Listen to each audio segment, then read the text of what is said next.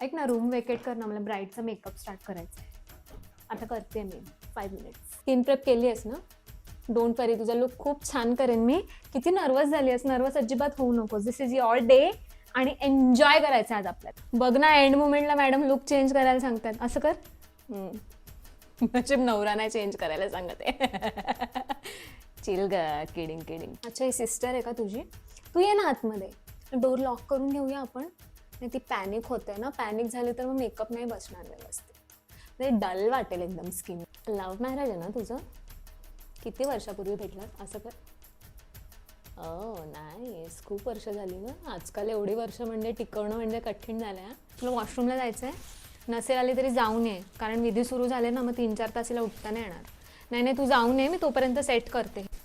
साडी थोडीशी छोटी आहे, पण या साड्या छोट्याच असतात ना.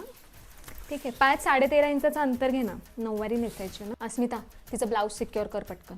येस डन आहे. 20 सेकंदात नवरी विल बी आउट. येते.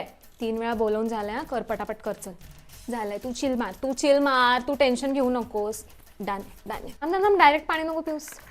एक एक्स्ट्रा टिपिकल ब्राईड बिहेवियर. पूर्ण मेकअप झाला की लगेच तहान लागते आपल्याला.